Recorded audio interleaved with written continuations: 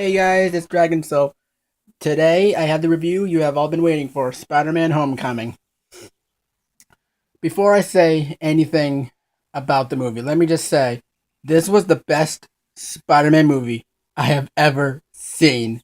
Much better than the Raimi trilogy, and a lot better than the other reboot. I love this one. It was so good.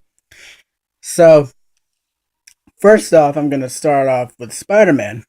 Tom Holland was great as Spider-Man, but I think he was also good as Peter Parker because in the original trilogy with Tobey Maguire, I thought he was a good Peter Parker, but his persona of Spider-Man was all right. Then in the Amazing Spider-Man movies, Andrew Garfield was an okay Peter Parker, but I loved his Spider-Man. So Tom Holland really gets it up there with getting good at both performances, and so I thought that was really cool. Um, the premise of Spider-Man: Homecoming, like with the plot, it was totally unexpected from the trailers. Because like with the trailers, I thought like with all the trailers and all the TV spots they were showing, I thought they were going to give a little bit too much away, but it doesn't. All the trailers and stuff that they were showing, it does not spoil anything about the movie. So I was really happy about that. Robert Downey Jr. He was good too. He only made like a few minor appearances. I want to say he only made maybe like 5 appearances in the movie, and that's it. Only like each appearance was probably only like 1 or 2 minutes long, and that was it. It was mostly all about Spider-Man, but Tony Stark he had good parts in it. And Liz Allen, the girl that Peter had a crush on, she was really good. I liked her.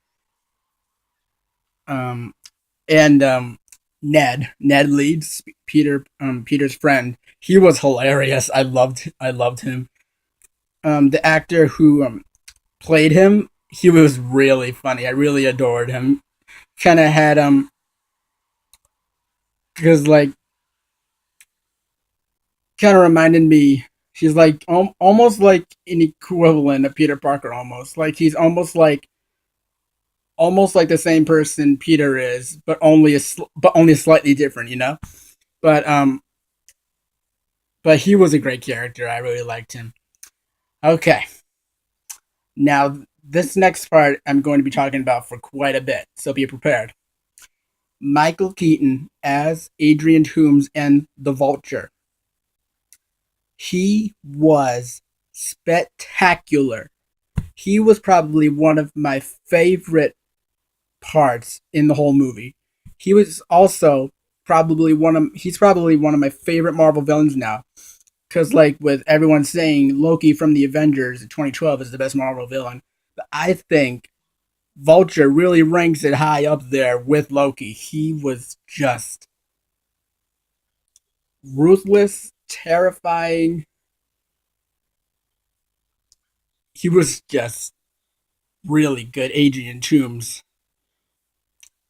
He gets from the beginning of the film. He starts off going like throughout the film he starts getting nastier and nastier, and then he hits a boiling point in the final climax. So and then that's when he lets out all of his rage and anger on Spider-Man. Yeah, but I'm not going to give any spoilers away. um but Michael Keaton, I've seen him in a couple of other movies, but this is probably the best performance I've seen him in.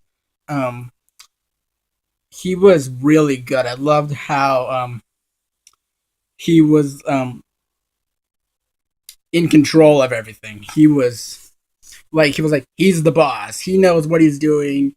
He's going to do this. You're going to do what I say. He just had it right up there. But yeah, I think he was really good. And the Vulture design itself, they were yeah, they were really cool. I loved the designs. and the action sequences with Spider-Man and the Vulture like clashing together and fighting it off. It was awesome. It was like a dream come true to me. So yeah, the fight scenes were awesome in it, and with the high school setting also that Peter Parker was in. Okay, this is probably like another part that I liked about Homecoming is with the school. It didn't show much of it in Sam Raimi's Spider-Man. It only showed it only like a few portions of it. But in Homecoming, you really get a taste of how school life affects Peter and how he lives through his school life. Because you never got to see that in the Sam Raimi trilogy, and only a few parts in the other reboot. But I think but it also makes me relatable to Peter Parker because I was like him in school, like always like trying to ask. Well, I'm not gonna get into any spoilers, but I kind of go remind myself of Peter, like, hey, I used to do that, and I'm like, when I'm watching the movie, and I'm like, hey, I remember doing that in high school, and I'm like, yeah, I remember when I used to do that. It was really stupid of me, but yeah, so I like how that little connection was there, and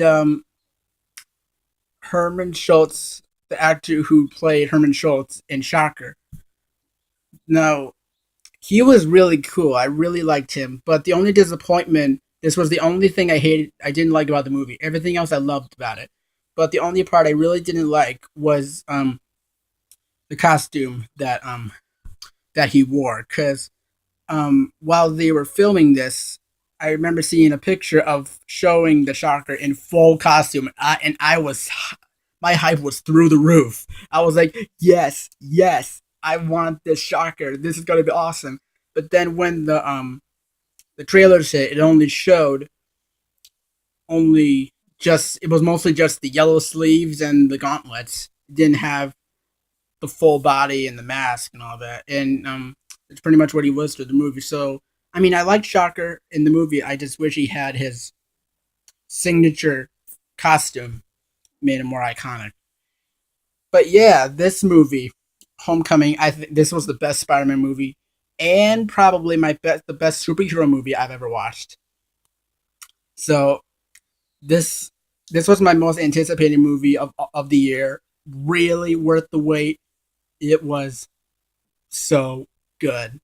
I highly recommend you guys go see it. If you're a superhero fan or a Spider-Man fan, you will not be disappointed. You will not be. Trust me. All right, guys. So that is my review for Spider-Man: Homecoming. I rate this movie 5 out of 5 stars. It was awesome. Okay, so I hope you enjoyed this review. Don't forget to leave a comment in the comment section below and subscribe for more reviews, reactions, and other neat surprises.